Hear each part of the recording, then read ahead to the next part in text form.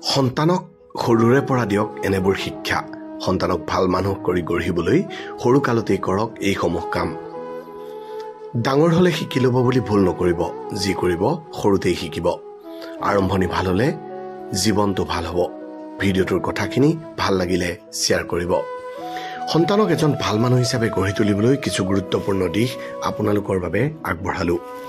নৈতিক শিক্ষাৰে আৰম্ভ কৰক। শিশুক সৎ, দয়ালু, সহানুভূতিশীল আৰু ন্যায়বান হোৱাৰ পাঠ আৰম্ভণিৰে পৰা দি শিকাব। সঁচা কথা ক'বলৈ আৰু ভুল কৰিলে ক্ষমা খুজিবলৈ উৎসাহিত কৰক। নিজে উদাহৰণ হওক। সন্তানসকলে অভিভাৱকৰ পৰা শিকে। আপুনি যদি সৎ, সহানুভূতিশীল আৰু দায়িত্বশীল হয় তেন্তে সন্তানেও সেই গুণবোৰ শিকিব। শ্ৰদ্ধা আৰু নম্ৰতাৰ শিক্ষা দিয়ক। সৰুৰে পৰা আৰম্ভ কৰি সকলো মানুহক সমানভাৱে আদৰ আৰু শ্ৰদ্ধা কৰিবলৈ শিকাব। দায়িত্ববোধ গঢ়ি তোলক। ঘৰুৱা কাম কাজত সহায় কৰিব পৰাকৈ সৰু সৰু দায়িত্ব দিয়ক, যেনে নিজৰ বস্তু নিজে ঠিক কৰি ৰখা, পঢ়া শুনা নিজে কৰিব পৰা। সামাজিক কৰ্মত অংশ ল'বলৈ উৎসাহিত কৰক। দৰিদ্ৰ বা অসহায়ৰ সহায়ত অংশ ল'বলৈ আগ্ৰহ দেখুওৱা। দান, ধ্যান, সমাজ সেৱাৰ মূল্য শিকাব।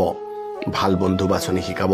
কোনজন বন্ধু উত্তম আৰু কোনজনৰ পৰা আঁতৰত থাকিব লাগে এইটো চিনাকি কৰিবলৈ সহায় কৰক। ভাল আচৰণৰ বাবে প্ৰশংসা কৰক।